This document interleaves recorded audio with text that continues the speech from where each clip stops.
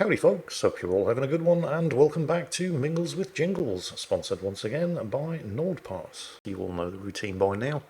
Head over to nordpass.com/jingles and use code JINGLES to get 50% off a 2-year NordPass premium plan, plus 1 month for free, completely 100% risk-free, with Nord's 30-day money-back guarantee.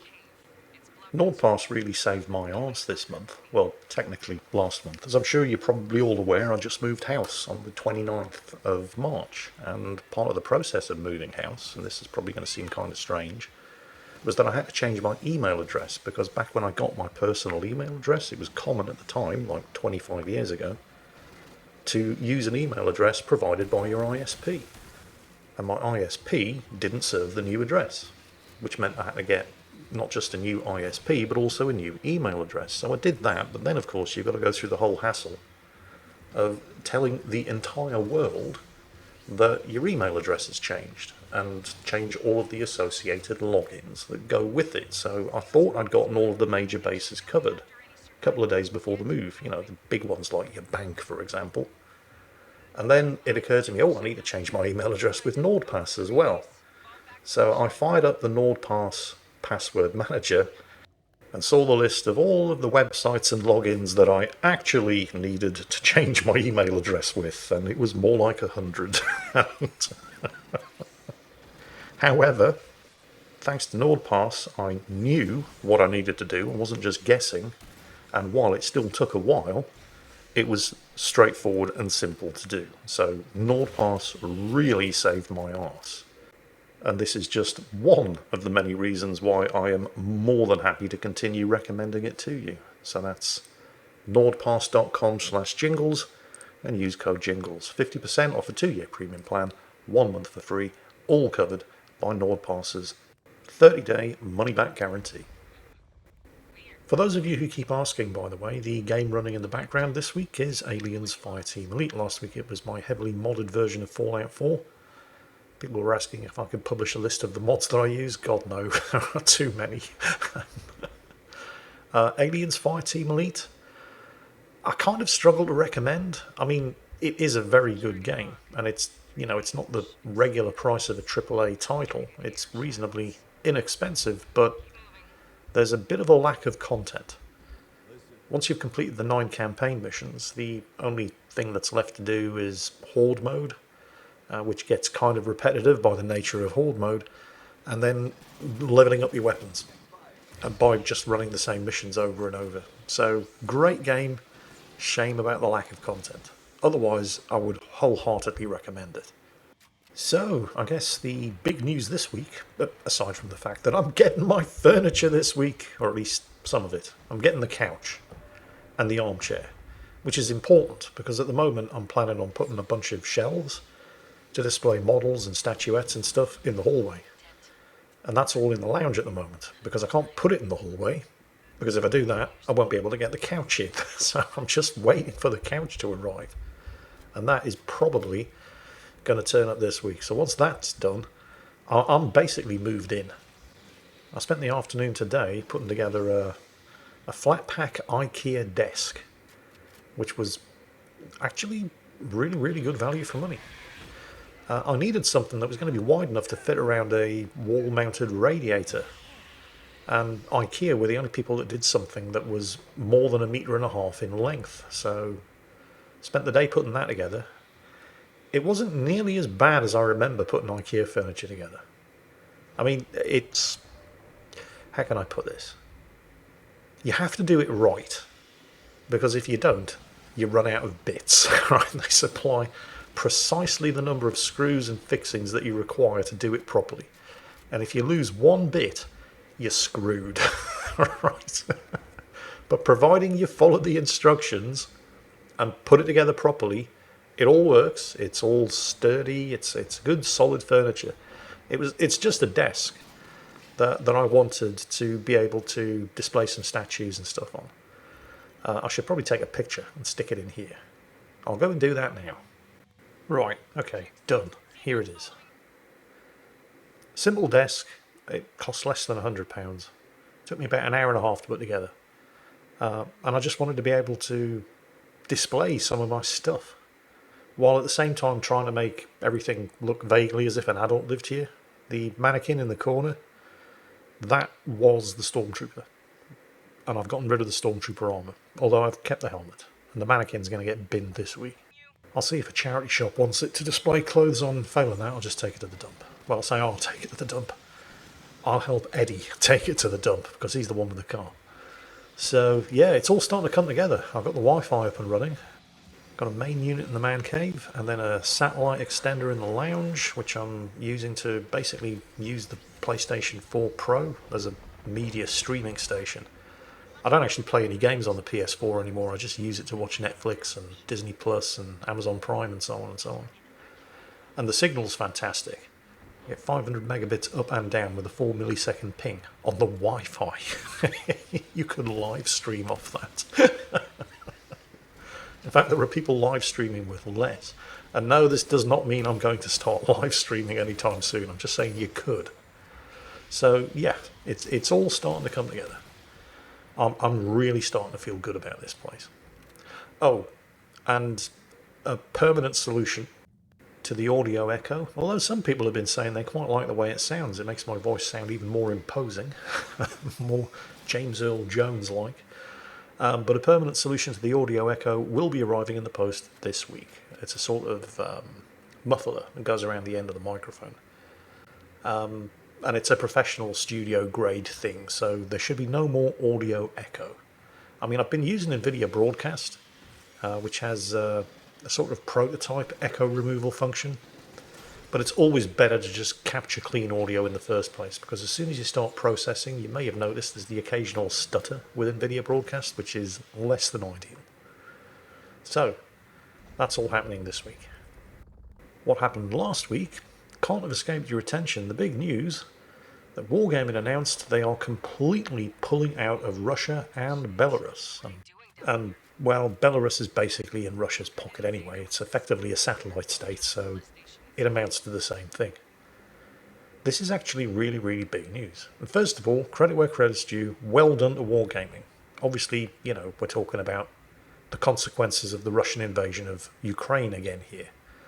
I feel that it's important that you do give credit where credit's due, because it's very easy to just bash Wargaming. God knows they usually deserve it, but they had an office in Kiev. I think World of Warplanes was developed, or at least maintained, by the Wargaming Kiev office.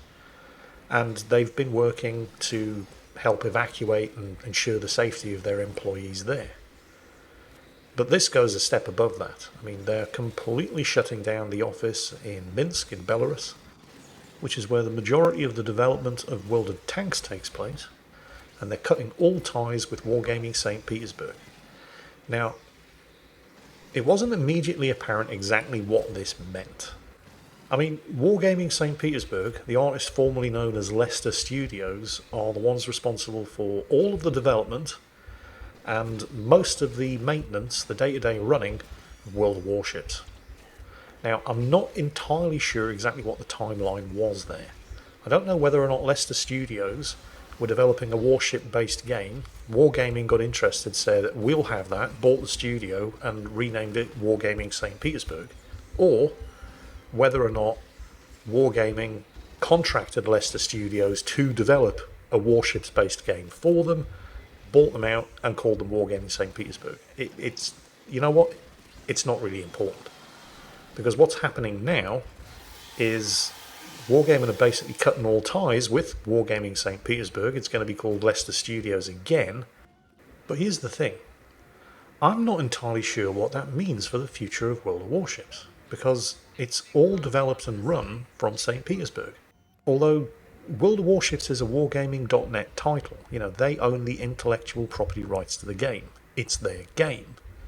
It's just developed in St. Petersburg by what was known as Leicester Studios, and for the immediate future at least is still known as Wargaming St. Petersburg, but which is going to become Leicester Studios again. So this is where it gets confusing, because Wargaming owns the game, but Leicester Studios develops it. So with Wargaming technically shutting down Wargaming St. Petersburg and it becoming Leicester Studios again, who's going to own the game? You see, the announcement that Wargaming made, which they do deserve credit for. Cutting ties with Russia and Belarus is good for a number of reasons, which we'll get into shortly. But they're not getting rid of World of Warships. They still own the game. It's still a very profitable game for them. But who's going to develop it?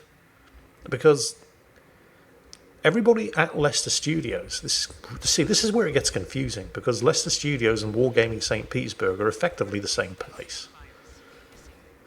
Are they just going to have Leicester Studios run the game for them in Russia as a sort of franchise, in the same way that, for example, games companies have to franchise out the rights to games that they want to run in China, because Western companies aren't allowed to operate in China? So, for example, this is why the Chinese versions of World of Tanks and World of Warcraft and so on are completely different from the, versions everywhere else, and often are many, many development cycles behind, because you can't run your own games in China. You have to franchise them out to a Chinese company to run them for you. Are they going to do that with Leicester Studios for World of Warships on the Russian server only, and then move development to another office? Because that's basically what they're having to do by shutting down the Wargaming studio in Minsk in Belarus, which is where the majority of the World of Tanks development took place. I say took place, I don't know how much actual game development takes place there now, because Wargaming effectively haven't really been a Russian or a Belarusian company for many, many years now. Their headquarters is in Cyprus. They do some game development there. They'll probably be doing a lot more game development there from this moment forward. They have offices in Germany. They obviously have offices, numerous offices in America.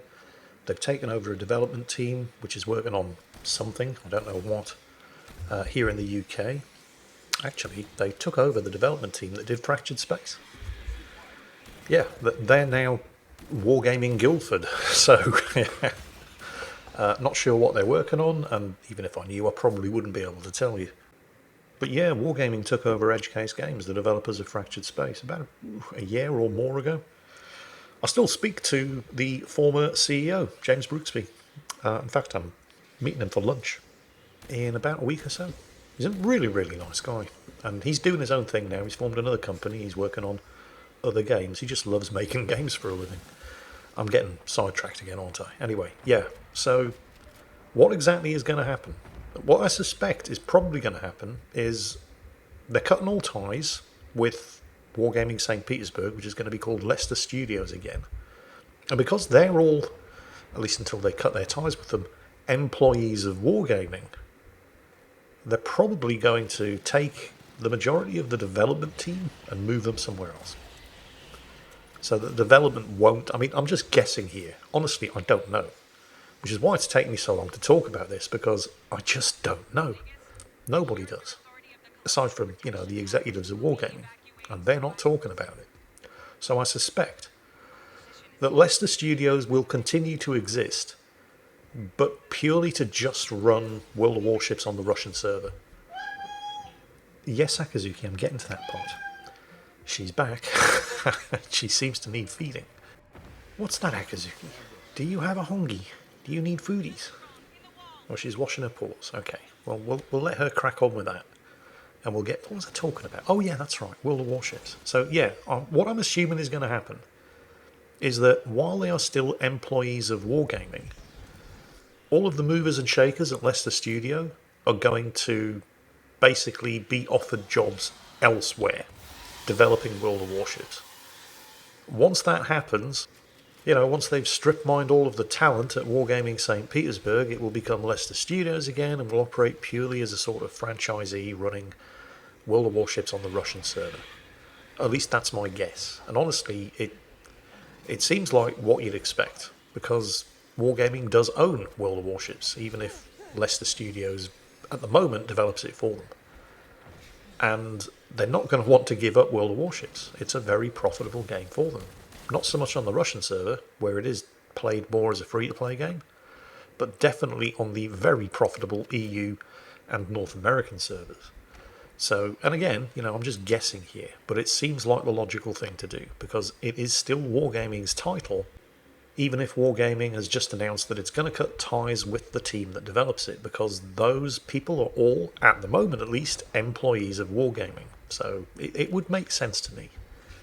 Which means that you don't really, assuming I'm right, I could be wrong, but we'll wait till we hear any further announcements, but you don't really need to worry about the development of World of Warships, more than you already do worry about the development of World of Warships with the introduction of supercarriers and submarines and so on and so on. You know, all of those bad decisions are still going to be made. I guess is what I'm saying here. You know, they will continue badly developing the game. It just won't be in St. Petersburg anymore. That's my guess. So, I did say credit where credit's due, and it does deserve repeating because, you know, getting out of Russia, getting out of Belarus, this is a good thing. I'm not entirely surprised. I mean, I'm surprised by the timing. This has happened way faster than I was expecting. But while they do deserve credit for cutting ties with, you know, Putin's atrocious regime, it's not going to be quite as... I mean, it's going to cost them money short term. And that's another thing. It's extremely unusual to see Wargaming doing things that are good in the long term, instead of just doing stuff to maximise short-term profit at the expense of long-term sustainability. But that is what they're doing here. The thing is, it's a process that they started years ago. So this is not actually that big a step for them. I mean, it is going to cost them money in the short term, but they've been slowly moving and diversifying out of the Russian economy for years anyway. They've had their headquarters in Cyprus for years. They've got development studios all around the world. They've got thousands of employees worldwide. So while this is by no means going to be an easy process for them, it's going to be substantially easier than it might be for another company in the same situation who didn't already have their development diversified out of the Russian economy. So, I mean, I guess what I'm saying here is, on the one hand, well done. I mean, they absolutely deserve to be congratulated for cutting ties with Russia and Belarus. But realistically, they really did begin this process years ago. And last week's announcement, while it does mean that they're going to lose probably a large amount of money in the short term, and it's going to be hell for a lot of their employees, but all they're really doing with this announcement is dotting the I's and crossing the T's of a process that began a long time ago. So, moving on, here's something that I wanted to mention, well, at least in last week's episode of Mingles with Jingles, and I think the week before as well. But as usual, I'm crap and I forgot. So, it's to do with YouTube being kind of shit again. I know, it's not exactly news. So some of you, particularly those who were early to my videos and in the first 100 comments or so, might have noticed that I seem to be getting an awful lot of comments from bots posting links to sex sites. Now this is something that's been happening occasionally since forever, but in the last 3 weeks or so, it's really started to get out of hand. In fact, I can remember the first day that I noticed I was attracting a lot of traffic from bots advertising sex sites. I had to go through and flag for deletion 58 comments in the first hour of that day's video being uploaded. As I'm sure you can imagine, this was tedious beyond all belief, because it's not just a single click function. Well, technically it is. If you just want to delete a comment, then yeah, that's a single click, but that doesn't do anything about the source of the comments. In order to get to the root of the problem, you have to actually report them for unwanted spam. And doing that once, the various different clicks involved, takes about 15 to 20 seconds per comment. And you kind of have to do that per comment if you want YouTube to start paying attention to these sex spam bots. Because just one report isn't really going to take YouTube's attention. Right? It works, or it seems to work, or it's supposed to work, through volume of reports. So yeah, I had to do that on the first day alone 58 times. So that was fun. But I thought to myself, and yes, I realised that it's just a bot account creating numerous bot accounts to come back every day with technically a different account posting exactly the same comments. But the way YouTube's algorithm is supposed to work is that eventually it learns to recognize what is and what isn't a spam bot account. And then it should start automatically flagging them for you and preventing them from being displayed in the comments section, giving you the option of just reporting them all en masse. That's the theory. In practice, what happens is this. After the first 4 days of mass reporting these comments spamming links to sex sites, I started seeing comments held for review. I thought, yes, finally, the YouTube algorithm is doing what it's supposed to do. Except, oh no, it wasn't. I still had around about 30 of these proudly on display, perfectly visible in the comments section for everybody to see. YouTube, after 4 days of mass reporting, was perfectly fine with this. Nothing suspicious or dodgy there whatsoever as far as YouTube were concerned. And the comments held for review, the ones that YouTube had flagged as potentially inappropriate. Here's Adelbane TV, publicly subscribed to me, helpfully explaining to somebody in the comments section of a World of Tanks video why it was that an enemy tank might not have had its health updated until it was spotted right at the end of the battle. Some of you may even remember the video. YouTube were concerned that this was potentially dangerous spam and was helpfully hiding it from public view until I had cleared it. So, obviously I approved it. There's absolutely nothing wrong with that comment. In fact, looking through the wording of that comment, I can't even begin to imagine why YouTube might have thought that was potentially dangerous spam. This, of course, perfectly fine. Despite me submitting in excess of 100 reports about exactly this sort of thing in the preceding 4 days, yeah, nothing wrong with this.